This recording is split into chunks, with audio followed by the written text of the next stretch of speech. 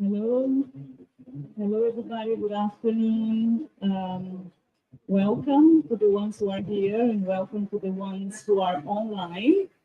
I'm Carolina Comanduli. I'm an anthropologist, and I'm very happy to be moderating this beautiful panel of people and organizations that I've known for a while and that are doing great work. So thank you also for the opportunity by the Digital Innovation Pavilion for us to be here today. Starting off the clock, everybody is still finding their way and trying to get settled, and it's very hot here, so we'll do our best. So I'll present briefly the panel, the objectives, and then I'll pass it on to the speakers, and we'll make it into more of a conversation as we are here with initiatives and movements that have a lot to share, and also with the audience. I see here people coming from youth movements and from coalition of NGOs, and we hope we can get a great dialogue at the beginning of this afternoon. So this is a panel discussion on exploring how digital innovations can build networks that sustain movements. Movements are built not on data alone, but on story, on song, and shared experience to build connections. This panel explores how technology can amplify the cultural voices and forces, such as art, music, and storytelling, that transform environmental awareness into collective action. In collaboration with the UCL Multimedia Anthropology Lab, with Flourishing Diversity, Earth Calling, Bridging Ventures, and Selvagem project, we explore how multimedia methods can be used to cultivate global networks for climate action. And we examine how digital innovation can deepen belonging, bridge disciplines, and support decolonizing practices. Together, we imagine a future where technology can nurture the emotional and cultural ecosystems that make global movements effective. So now I'm going to pass over to the first speaker, Jerome Lewis from the Anthropology Department at UCL and representing Flourishing Diversity. We're very happy to be launching the book you're receiving at first hand, the Flourishing Diversity Manifesto, written by Jerome Lewis and Chris Knight. And Jerome will explain a bit on how this movement came to be, how it was born, and how it's growing. And we invite you all to join in. Thank you.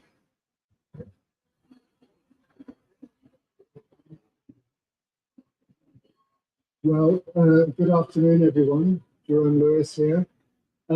So Flourishing Diversity is a way of trying to articulate the most important way that we can actually find a solution collectively to the huge problems facing the planet. As we're witnessing today at this important meeting, our governments are failing us. They are not providing the leadership or the actions which are required to really find solutions. And that leaves ordinary people, people like us, with a much greater role to play in trying to solve the climate crisis. And if we look at the world around us and we try to understand the way that people since time immemorial have cultivated and built their understandings of their local area, of the other species that they share that space with, we find that there's a very consistent form that it takes. In Europe and the West, we call it art. But in many, many places around the world, it's considered much more sacred. It's often called ceremony. And while it can include sculpture, painting, carving, it also very importantly includes music, dance, and ceremony. And these are the ways that people for millennia have cultivated their relationships with the land that they inhabit, the spaces that they dwell in. And in order to do that, we need to revitalize that among ourselves. It's something which we all enjoy. We naturally take joy from it. And this is a very important aspect of the message that Flourishing Diversity is trying to communicate, is that the path we have ahead is a hard path. And we can choose to walk a path with joy, with beauty, and with love, or we can choose to walk a path which leads to conflict, competition, and ultimately violence. And tragically, as the international community becomes less capable of addressing these issues, we move much more towards that dark path. But what we're trying to suggest here is that actually we need to mobilize at a local level to start walking this path of beauty, this path of joy, which taps into those very ancient and natural sentiments that all of us experience when we watch other beings flourish, when we watch our children grow, when we watch our plants in our garden produce beautiful fruit or flowers, when we watch our pets, our companion animals, enjoying life. That is a source of great joy, and these sources of joy are what we need to really tap into to sustain us in this very difficult period that is coming. And in order to do that at the scale that is required, we need to be mobilizing across cultures, across groups, across continents. And that's something which can tap into these very fundamental elements of human nature, but also can benefit from the innovations that we have created through our digital worlds and digital technologies. So it's important to understand that both the digital, the internet space is an important space to use, but it doesn't substitute for that in-person human connection, that shared experience that comes from, say, musical participation, or artistic appreciation, or the making, the process of actually doing those. And many of the people who I work and live with in Central Africa, they've developed very sophisticated ways, not just for singing and dancing, but for actually communicating their love and their joy at being present in their environment. And they have a very strong philosophy that when you do this, you make your environment happy, you share that joy with your environment, because of course we are our environment. Our environment isn't limited, isn't something out there, it's something that's inside us, it's something that we are listed within. And if we understand that, then the experience that we have is also the experience the environment has. And so to create spaces for those rich, rewarding, joyful experiences to start to become more frequent and common is going to be a key part of how we build a global environmental movement. And I would just like to ask Joe, who's sitting next to me, to explain a little bit about how she's understanding that process of building this much bigger global environmental movement of local people thinking about the solutions in their local area and being supported in that very hard work which it takes to achieve that. So thank you, Jo. Thank you, Jerome. So I want to speak to what I believe is the heart of the problem, or the heart of the solution even, which is our culture. Our culture is like the emotional weather system of our planet. And so by working with culture, we can really start to build networks and build communities. We often think of it like we are in a process of disconnection. We are disconnected from one another, we're disconnected from our environment, and we're also disconnected from ourselves. So when we look at the poly crisis, we could also say, okay, yeah, we see the emotional problem, environmental crisis. We see that we have a problem relating to the environmental world around us. But how do we relate to the world around us if we can't relate to one another? And then we start to see that we have a social crisis. And that social crisis is what brings us wars, what brings us conflict. And then we say, well, if we can't get along with one another, it's because we don't have a relationship with ourselves. And so if we don't have a relationship with ourselves, then how can we connect with one another? And we see that that is because we don't have a connection with the spirit, with the spiritual crisis. So when we look at trying to solve the environmental crisis, we look at, okay, carbon reduction. But in the long run, maybe it is the illuminating the spirit within inside us that will help us to get there. And so in many indigenous cultures, the word for music and the word for spirit are very similar.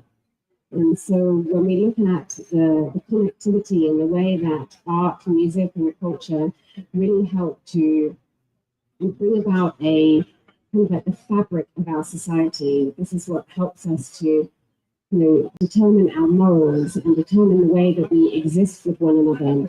By working through the mediums of art, music, and culture, we can really start to build a tapestry between us. I was really lucky and very privileged to work on Live Earth, which was Al Gore's climate change concerts back in 2007. And Raj was also on Live 8, which was the Make Poverty History campaign. Both of these concert series were actually born before mass media, social media was actually alive.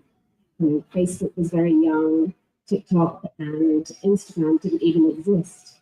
So when we look at the format that these concerts took, they were incredible. They, Live Earth actually, was streamlined to nearly 2 billion people worldwide. And now the way that media is changing, we don't look at one particular channel. So, looking at the Flourishing Diversity initiative, the way that we receive, media these days is in a very diverse way. There are billions. Everybody has their own individual channel, whether it be on YouTube, whether it be on Instagram, whether it be on TikTok. They're able to communicate. And so by building networks and creating communities and localizations, we can educate people and help people to actually share these messages online, creating millions of platforms that all share their really important messages. And I feel that it's very important for us to create these small in-location events where we can build community, where person to person we can start to connect with one another and we can share ideas. And it's through that idea of nurturing creativity that solutions will come. Because when I started Earth Calling, I was speaking to one of the people that were helping to put together the Make Poverty History campaign. And he was saying, we need one singular call to action. We need to be able to describe it in 3 words so people can understand it. And when I thought about it, I was thinking, the crisis that we're in is, I don't actually agree that we could have one singular call to action and ask people to like engage with that. Because what that means is that people are then leaving their creative mind to one side and not actually thinking or creating agency. They're not actually solution finding, they're not collaborating with, come up with diverse solutions. So when I started Earth Calling, I was actually looking at like foundational principles. And I believe that one of the foundational principles is creativity. Creativity is the generative quality of the universe. Engage people in their creativity, then more ideas will flourish, more possibilities in life. It's really about, in my thoughts, it's really about safety. It's about how do we create safety with one another, and how do we build networks where people are, they feel encouraged to actually share what they know, share what they're seeing, and they feel held in that. And then they build relationships with one another so that they can speak about the idea of these like flourishing solutions. So Earth Calling launched this year, and we're starting the pilot in Los Angeles, where we're actually giving grants to environmental creatives to help them to build events in their location. And as we start to then build more chapters around the world, we will look to then scale that and then bring about larger festivals and concerts, but really bringing it from the grassroots up, as opposed to it being from the top back down, as opposed to having one solution and then trying to disseminate that solution. We want to engage with the grassroots organizations, the grassroots creatives, and then bring those ideas up onto the platform. So I think that we all have a role to play, and I see that the role of the digital and the media world is really about connectivity. So we can connect person to person in place, but what we've been given the opportunity with the Facebooks, the Instagrams, the TikToks, the mighty networks, is to be able to take those information, to take those relationships and really send them far and wide into the world.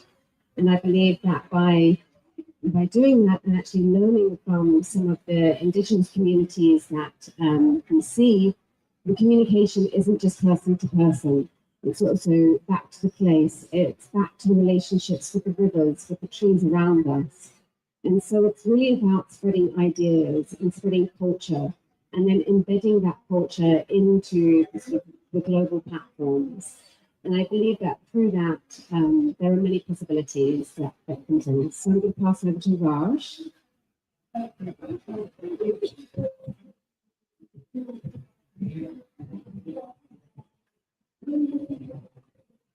Hi everyone, my name is Rajiv Joshi. I'm Scottish Kenyan Indian, and lovely to be here at COP30. And how many of you feel that you're part of a movement or have ever felt part of a movement? Yeah? Which movement? Which one? Climate movement? Any other movement? Life? Movement for life? I like that. All life, all life. Yeah.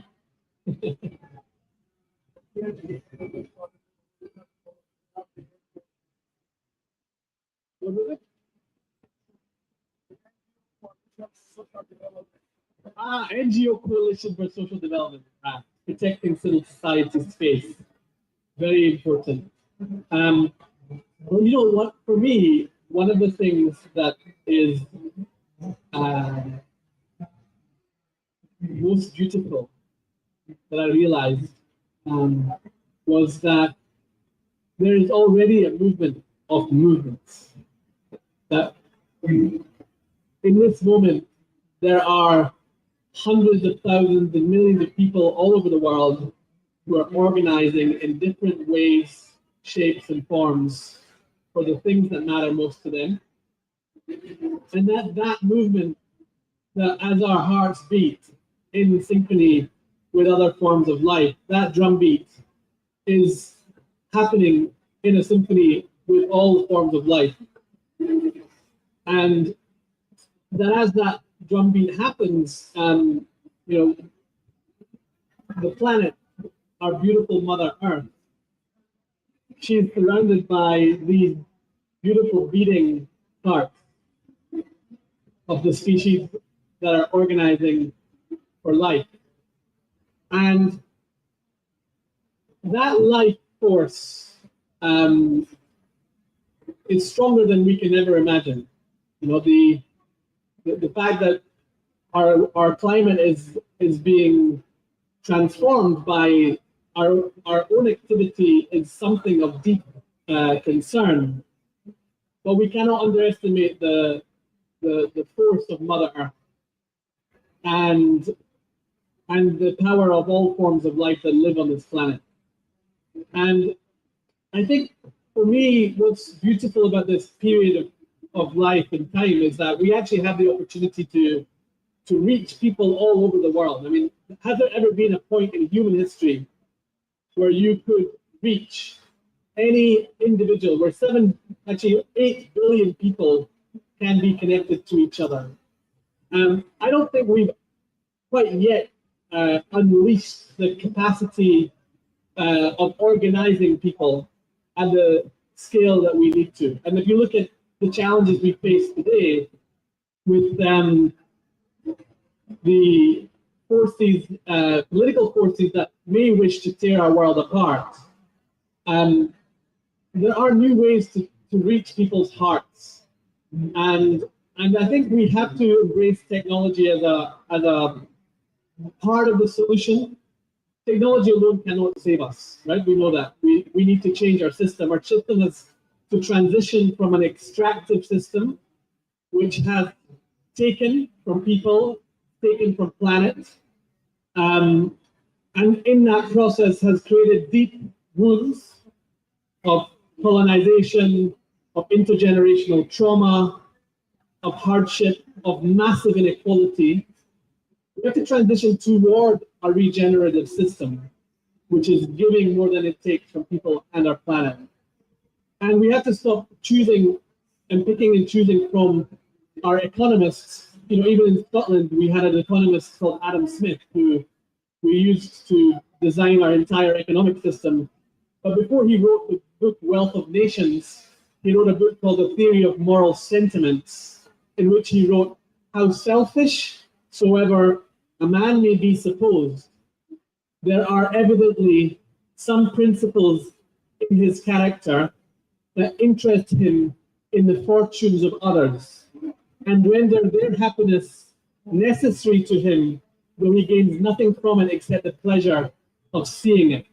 So he was talking about love and joy before he talked about the invisible hand. And I think I would invite us to reimagine the economies of the future, reimagine how we organize our movements, reimagine what it means to be the change we seek to make in the world, not just to make change, but to make the regeneration, and to remember that change really begins from within us, within our hearts, within the way we relate to ourselves, and then it echoes to the way we relate to each other and to other forms of life. And then that echoes to the wider system and the ecosystem on which all life depends. And so inside of that framework, we can start to think about how do we organize in new ways? How do we become more conscious of the different roles we play, whether we're activists, indigenous leaders, systems builders, academics, philanthropists. As we're conscious of the roles we each play, we can start to orchestrate transformation in different ways. And that's really what the Decisive Decade inquiry, which I was commissioned to write with Cristiana Figueres, is all about. You can look it up. It's on Oxford University's website. And it's all about how do we start organizing for systemic change. So very honored to be here. Thank you. I'm going to pass to my distinguished colleague. Yeah, if I may just, before moving to a much more local perspective, very grounded indigenous perspective that Cristina will take us. Just a moment of reflection on some of the, the principles that are behind these beautiful talks from these people living in different parts of the world of the world, but in the global north, and working in urban environment, but also working with movement, with change, with technology. So we are bringing here principles of collaboration instead of competition, principles of multicultures or diversity instead of monoculture practices or thinking. We are bringing back love as an important fundamental aspect to be alive and motivate yourself instead of nurturing feelings of anger and despair. And the feeling of and the principle of sharing instead of being selfish. So these are all work that is being done, and there is a lot of thinking on it, thinking on this diversity, thinking of these principles I've been talking about, but it's so important as well to act. So these ideas are not just for debate, they are for inspiration, for action. And in that sense, we can all act under those principles in our own environment, be it an urban environment, be it in the field or in a forest. So everybody has the potential to act. And as Joe was saying, creativity, art, creativity is really important. We need to reimagine the future. We need to reimagine the now. We need to reimagine the world because as it stands, we are close to collapse. So, and everybody is important, and youth is really important. So let's embrace values that can aggregate and not push people away. And with that, I would like to pass it on to Christine Taqua. She is the coordinator of the Living Schools, and she is part of Selvagem. Selvagem is a project that started in 2019 promoting shared dialogue, promoting debate between indigenous knowledge and scientific knowledge. And so it started promoting the dialogues and publishing books written by scientists and indigenous peoples, and then publishing videos and sharing generously all that content for free.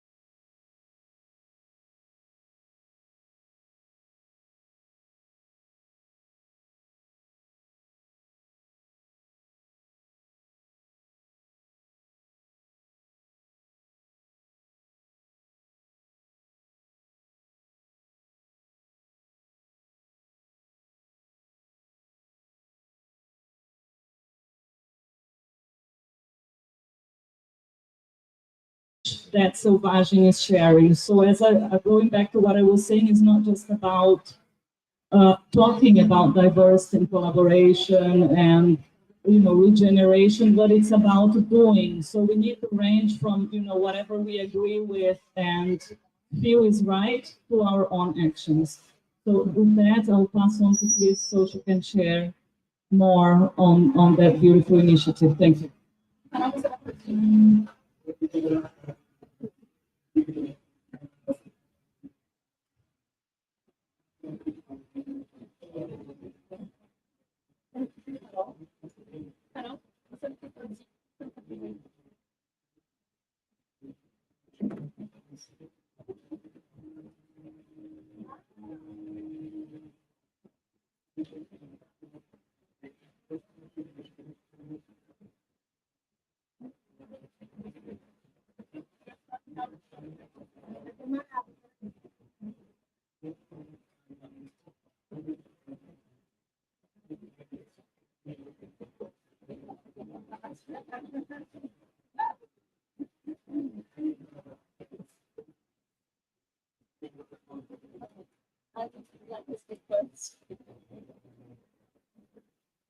Boa tarde a todos, meu nome é Cristina Itaquá, eu venho de uma floresta chamada Inherê, que é a Mata Atlântica.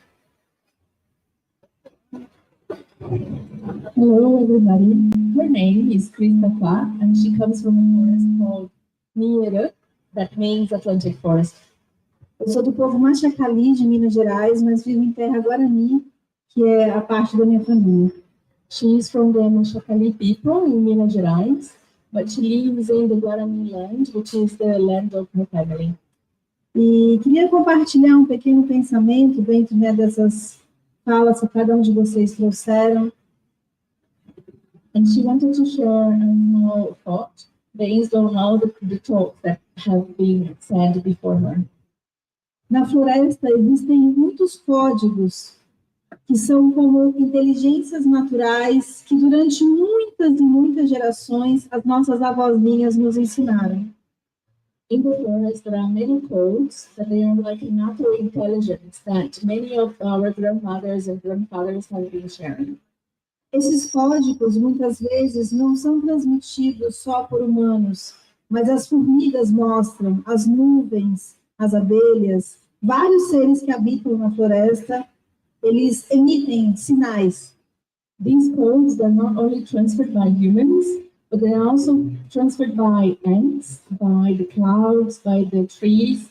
They all share some of those codes that are coming from the forest. Mas com todo o processo da colonização do Brasil, que foi muito violenta, foi tentada muitas vezes adormecer as nossas memórias. But with all the process of colonization that Brazil has been going through, all these sort of memories, they have been dormant. They've been, that has been a project to make all those memories sleep. E essas violências atravessaram profundamente os nossos corpos e os nossos territórios também. And those violences have been passing through our bodies and our thoughts as well. E por isso, essas inteligências naturais, elas passaram a se desconectar do convívio da comunidade, das comunidades. And with that, this natural intelligence has been disconnected from the people and the society. E por isso, nos últimos anos, eu venho coordenando um projeto que eu chamo de Escolas Vivas. And that is why, for the past years, she has been facilitating, coordinating a project that she calls Living Schools. Que é um processo que eu chamo de acordamento das memórias. That is a process that she calls to awakening the memories. Porque memória não se mata, não queima, não morre. Because memory you cannot kill, you cannot burn, it doesn't die. Mas quando ela adormece, às vezes se torna muito difícil de vê-las, de enxergar no nosso território. But when these sort of memories they become dormant, it's harder for those memories to be seen in the territory. Eu acredito que a avó da avó da avó da avó da avó de nós todos aqui não tiveram como princípio na vida as letras e os números. Please believe that the grandmother of our grandmother of our grandmother of our grandmother of the grandmother of all of us here, they didn't have the principles of the letters and numbers. Essas inteligências naturais que sempre foram o sentido da nossa vida, hoje dialogam com as inteligências artificiais. These natural intelligences that were always the principle of our lives, they dialogue with the more artificial ones today. E assim, nos últimos anos, a gente começou a caminhar junto com a Selvagem, que é uma associação na qual eu faço parte, junto com outro coletivo. And through that, over the past years, she has been working together with Wild. Wild is an association that she is part of. Buscando apoios e medidas de criar como uma rede de cuidados para que as escolas vivas consigam se fortalecer e acordar essas memórias. Seeking support and allies, so this network of living schools can feel stronger and be strengthened and continue alive. E através das artes, através do diálogo com as plantas, do diálogo com várias formas de vida, a gente vem assistindo dentro de 5 coletivos. and through arts and music and different forms of living. And they've been observing within 5 different collectives.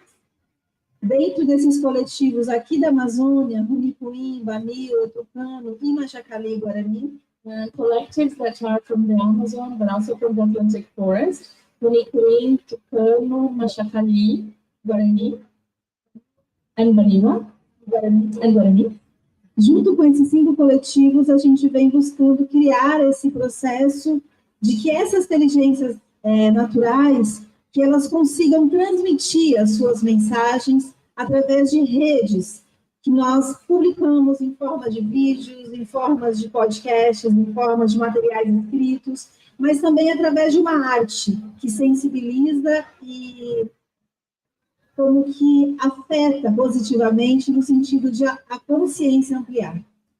These 5 different groups, these 5 different living schools, they have been trying to connect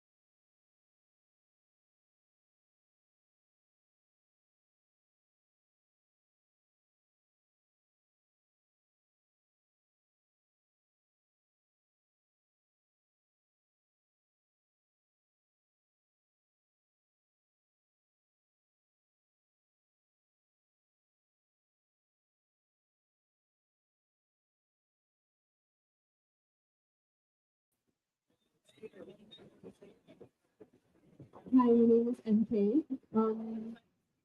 First of all, okay, because I'm right next to the thing, so I'm actually I put an earphone in because I don't see that. No, it's fine. So yeah, my name's MK. I'm not really part of an organization anymore. I work for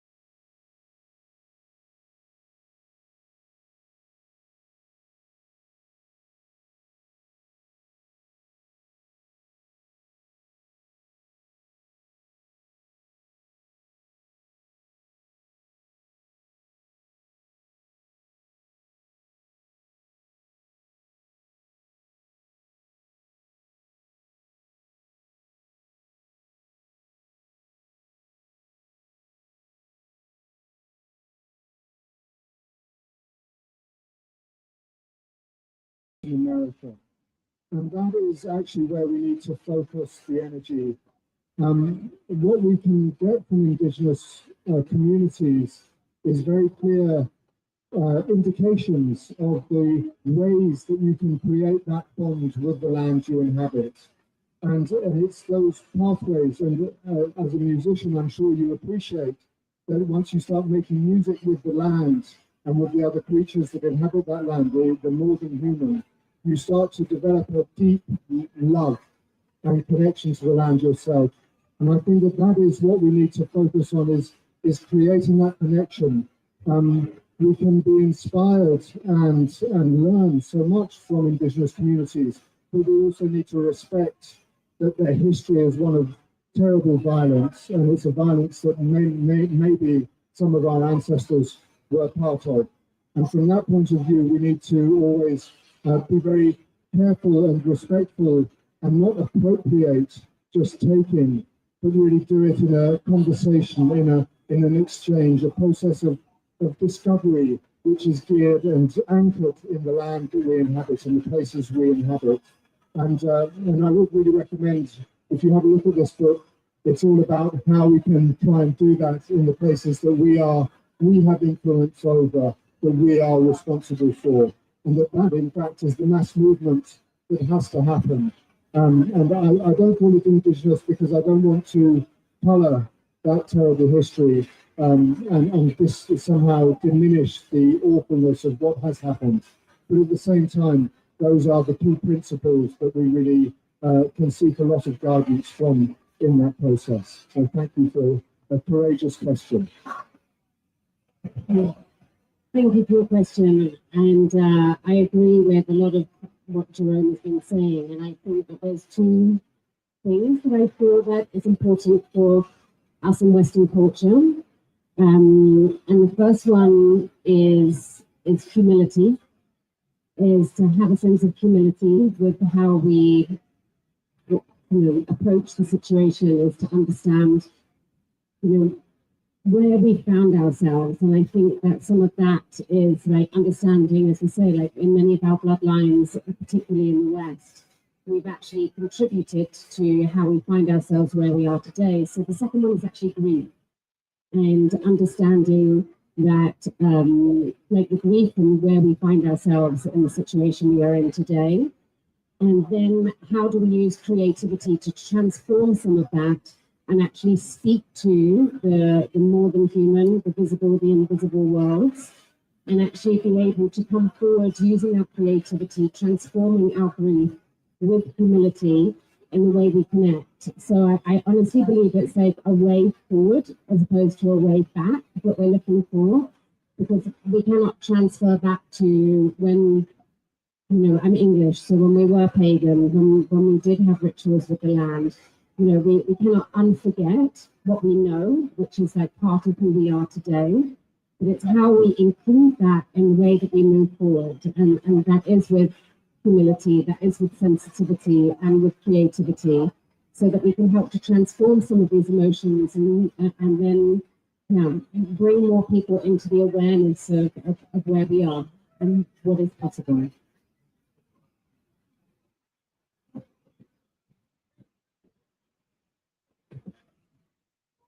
For me, sometimes I feel a little discombobulated as a Scottish Kenyan Indian. My mother tongue is Gujarati, and I speak Gujarati, and I grew up speaking a little Swahili. I understand the Scottish accent. But for me, this question, if you look at the word remembering, right? I think part of this is about remembering. And when the word to remember is also about reconnection, reconnecting to who we are and what we have, what is in us, and honoring within us our ancestral connection, honoring not just our blood ancestors, but also our spiritual ancestors, and honoring other forms of life, and recognizing that it's about not the land belonging to us, but that we belong to the land. And those of us who are a little discombobulated may belong to many lands. And in honoring our ancestors, there is no reason why on the journey that we're going on, and we just this week launched a fund called the Journey Fund, which is supporting the just transition for the countries that are an economy committing to fossil fuel phase out, including communities in Amazon, in Michu and Puerto Legítimo, 50,000 people who receive access to solar energy, which is critical if we want to talk about digital innovation, because you can't digitally innovate if you have no access to electricity. And so that will displace 38,000 tons of fossil fuel imports, which is a critical part of the transition. It's interesting to see that economies like Colombia, Belém, and others have committed to phase out fossil fuels. Actually, the global south is leading the way on this transition. And in that journey, we have to acknowledge that we all have a responsibility of showing solidarity to each other. And even though we may not identify as indigenous, it does not mean that we cannot show solidarity for indigenous people, for people who are being left behind, for people in Jamaica whose homes have been torn apart by a hurricane. And part of the opportunity for us in understanding how do we harness the power of culture is to remember that culture is what binds us together. culture is what allows us to respond in the hardest of times. Culture is why you have the artists in Jamaica out wading through water, not singing, well, singing to keep the spirits up, but getting food to people. And culture is what lifts our collective spirit. And so I would invite us to take this moment that we have at CULT to understand how can we bring our culture, our movements together to stand in solidarity in order to stand against the system that is destroying our planet and destroying our civilization. And so thank you for the question, and thank you for spending time with us.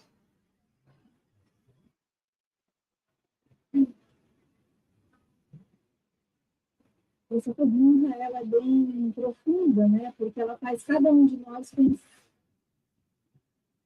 Essa pergunta é bem profunda porque faz cada de nós pensarmos sobre nós mesmos. This question is very profound because it makes all of us to think about ourselves. E essa reconexão, né? Foi falado aqui, como que a gente relembra, reconecta e consegue de alguma forma encontrar caminho, né? Uma direção. And this reconnection, the way that has been said here, remembering, reconnecting, and finding a way to connect again with this path, with this past. Eu acredito que faça sentido se a gente pensar que não somos só nós humanos e os nossos antecedentes, os nossos ancestrais, que aqui caminhavam. It makes sense when we think that it's not only us humans, but it's not only us, but also those of our ancestors that have been on this path for longer than us. So, it's rooted in the past. Existem dezenas de espécies de abelhas nativas que não estão mais existindo por conta do excesso de celulares, com suas ondas invisíveis, passando comunicação ao mundo. There are dozens of bees that used to exist and they're no longer alive, existing because of the frequency of mobile phones that we are using so often.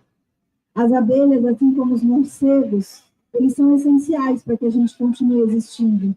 Bees, as well as bats, they are essential for our existence on the planet.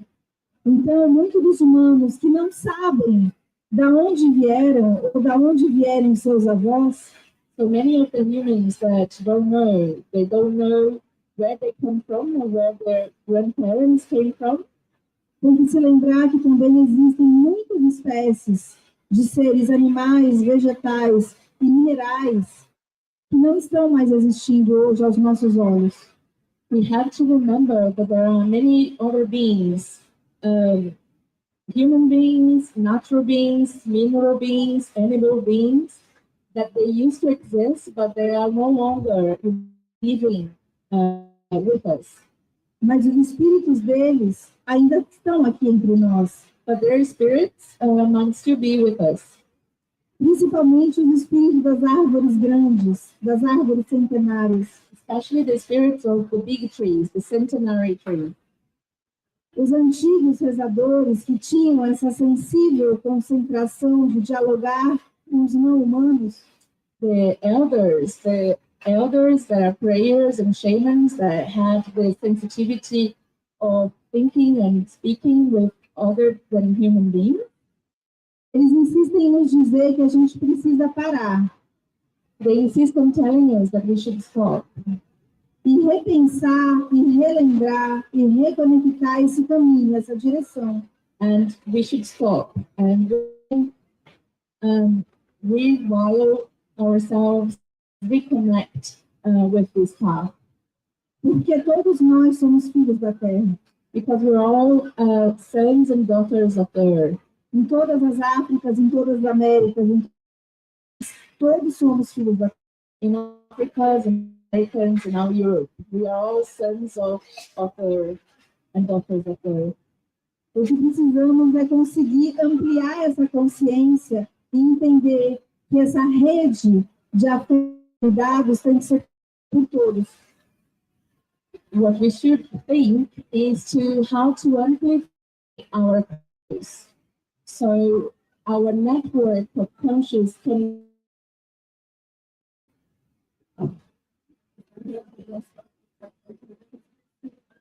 So this network of affection and care can be connected with each other, flowing with each other.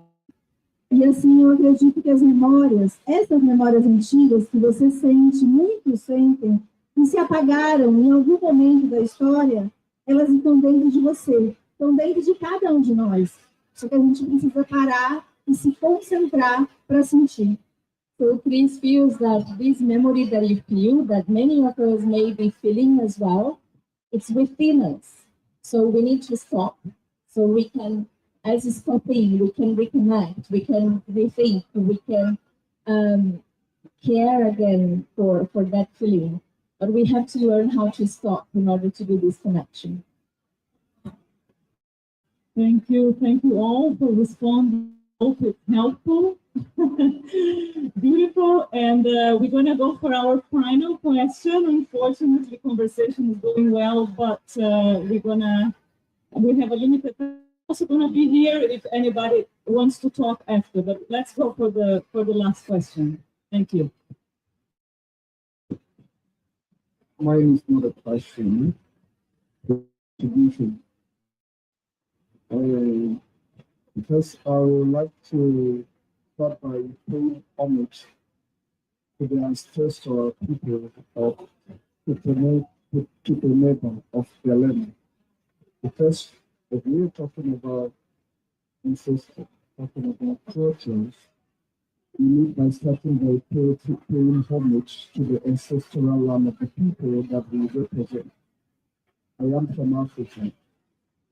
I am an Asian community. I understand this. And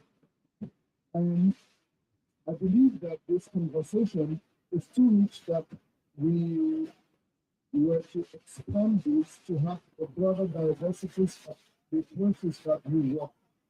If we would have had those persons from the places that you work, sit here, we can start to discuss, have what we call community conversation.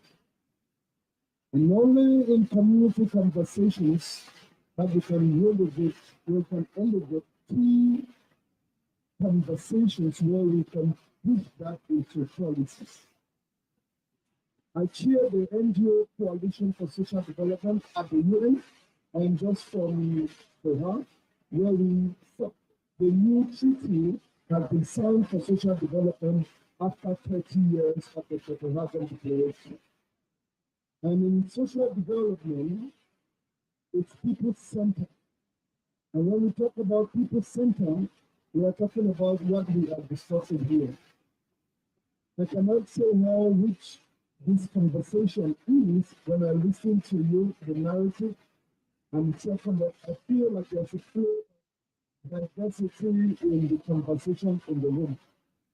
I stood up not to commend, but just to add the voice of Africans in a larger sense, because when we talk about community living in the Amazon, we have those that are also living in the Congo Basin, in those other places in Africa.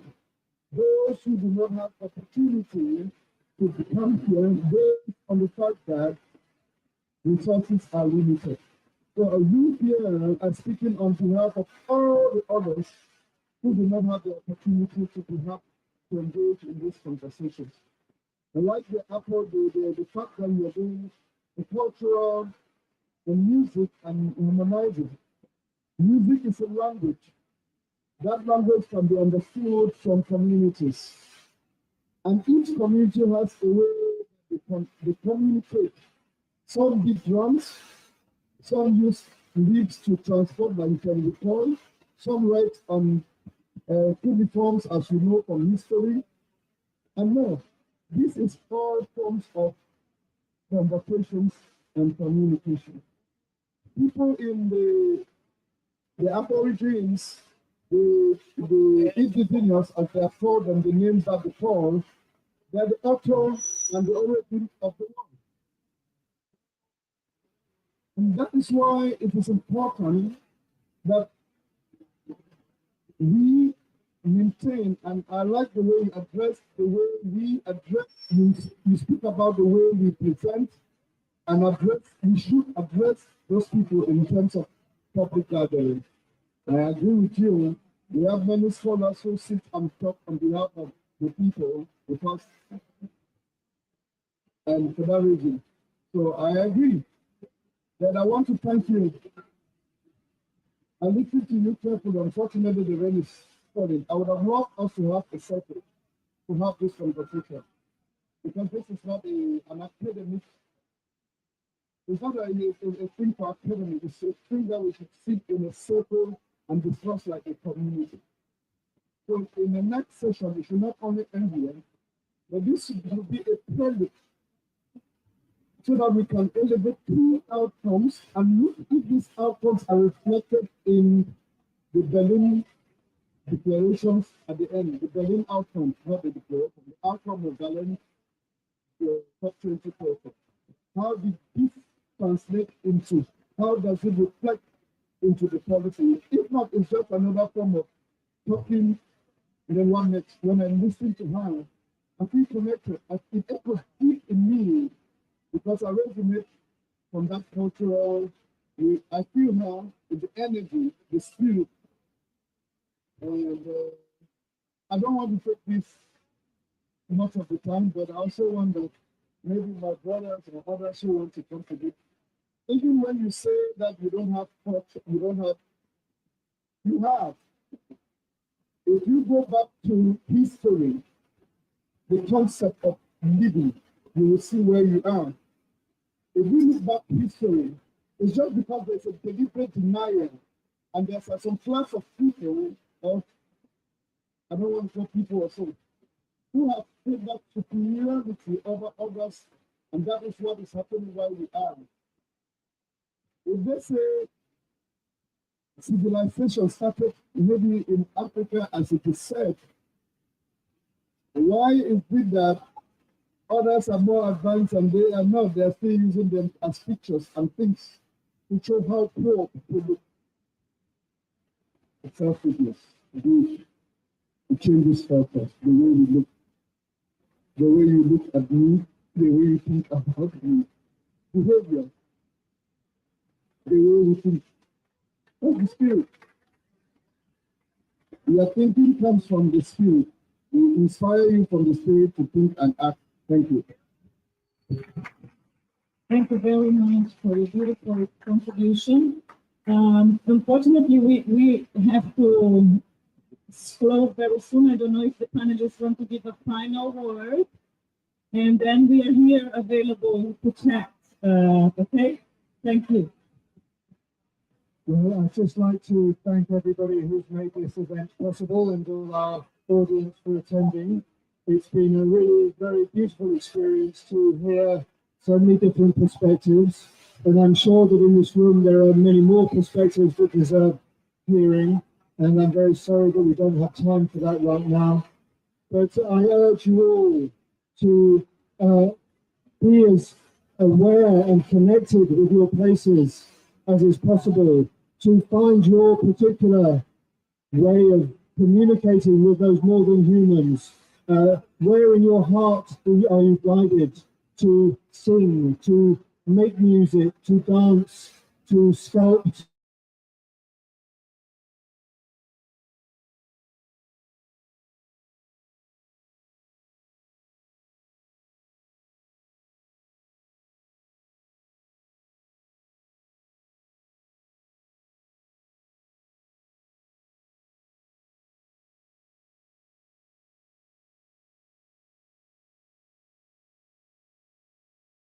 So,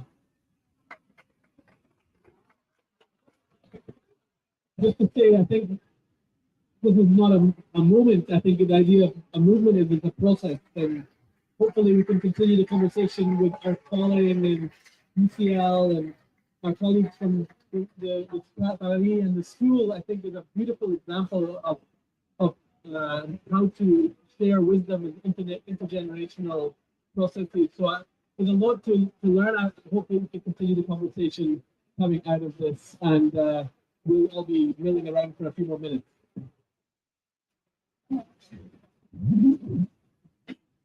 Eu queria só agradecer também a presença de cada um de vocês e dizer que foi uma alegria poder transmitir um pouquinho do meu pensamento. I just want to thank you, each and every one of you here, and also to say that it's been a joy to be able to share a little bit of her thoughts and knowledge with you all.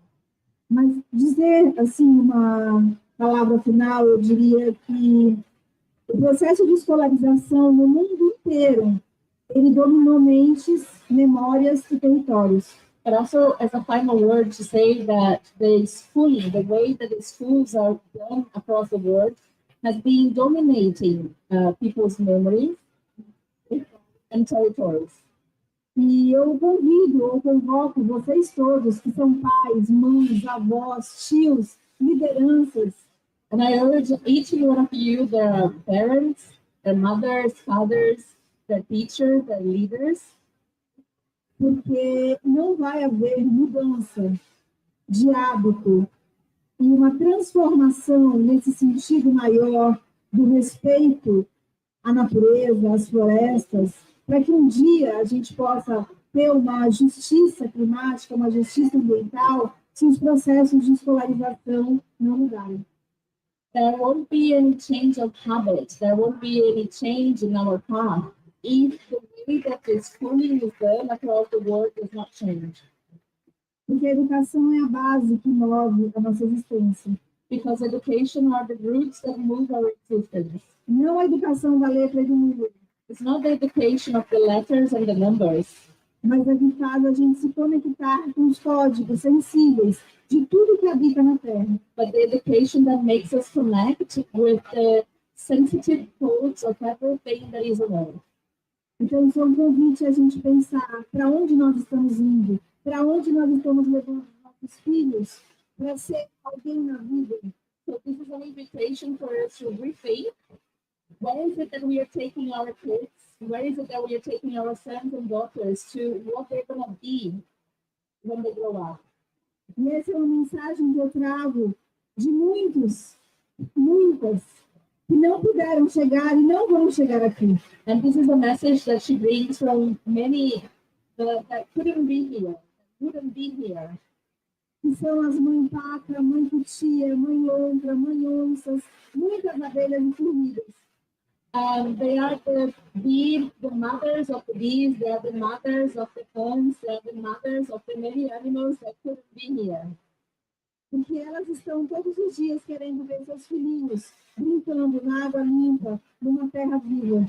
Because they are all mothers that every day wants to see their kids, the babies playing in the water, playing in the field, and they are not capable of coming here and telling us this. Então a gente precisa começar a olhar para as outras formas de vida e não só para o nosso próprio vida. So we have to see other forms of living, other forms of education that goes beyond our own value code. Thank you. So I just wanted to share one final word, and like we're presenting at the Digital Innovation Platform on the Networking Day, and I truly believe that community, building these networks, building these relationships is why we come to COP. We want to connect with like-minded individuals to get new ideas and then to put them into action into the world. And so the deepest thing that we can do is listen while we are here.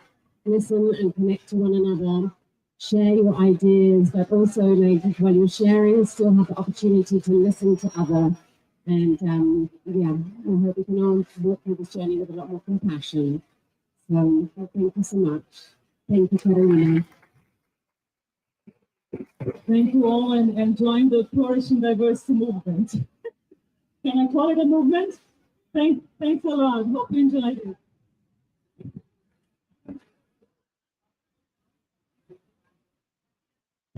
Please take as many copies of the books. If you have friends who might enjoy it, please take them with you. Take a bag and spread the word. Thank you.